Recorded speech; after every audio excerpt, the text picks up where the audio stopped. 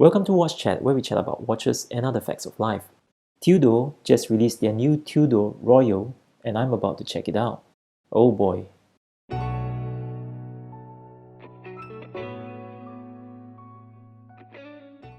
Alright, first let's talk about the specification of this watch. The Tudor Royal comes in 28mm, 34mm, 38mm and 41mm. They all come in stainless steel or stainless steel and gold with 9 different dial variants. The 28mm is powered by the 2671, the 34 and 38mm are powered by the 2824, and the 41mm is powered by the 2834 caliber automatic movement, which is a ETA movement. It has a 38 hours power reserve and a 100 meter water resistance. They all have a date function at the 3 o'clock mark. The 41mm has an additional day function at the 12 o'clock mark. It has a sapphire crystal and a closed case back. The case and bracelet are in 316L steel. When I first saw this watch on the internet, I had mixed feelings about it. My initial feeling was, oh man, are they trying too hard? I mean, is this a Frankenstein watch? It has the design cue of the Rolex Datejust or the day date on the dial. The bezel looks like a vintage Rolex Air King. The case shape resembles the Omega constellation. I mean, look at the cuts and the curves. And then we have the integrated bracelet that looks like this watch or this watch. And when I saw the actual watch, my second feeling was, okay, this might work.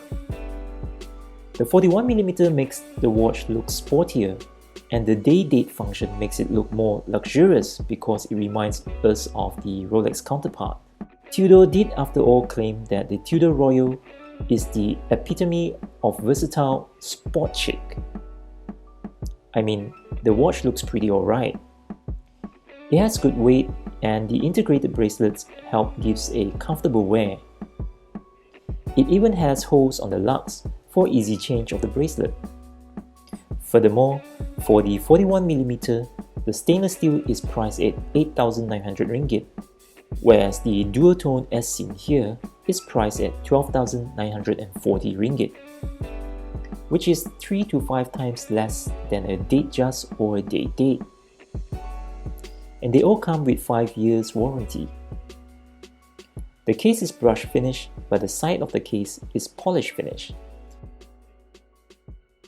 The bracelet has 5 rows, with the first, third and fifth row being brush finish, and the second and fourth row are polish finish. The side of the bracelet is also polish finish.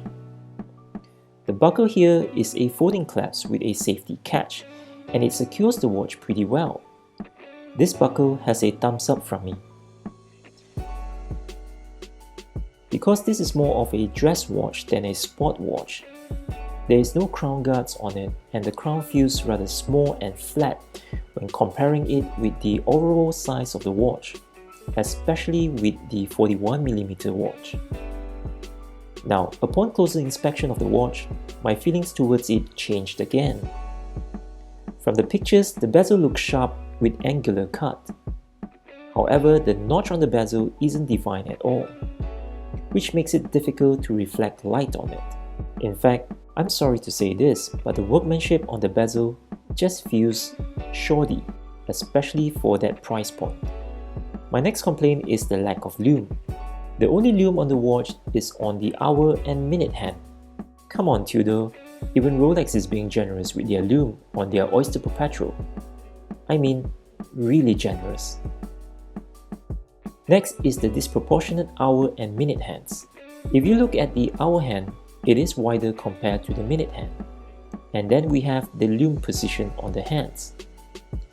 Maybe Tudor is trying to be generous in putting more lume on the hour hand, but by doing so, the length between the center of the watch to the lume in the hour hand is so much shorter compared to the length in the minute hand.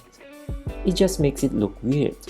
Last but not least, for the day date watch, which is all the 41mm case size, The 12 o'clock indexes is just a cutoff of two presumably long straight bars. That is why it looks like two square blocks. I mean, you have a cutoff of Roman numeral 1 on the right and a cutoff of Roman numeral 11 on the left.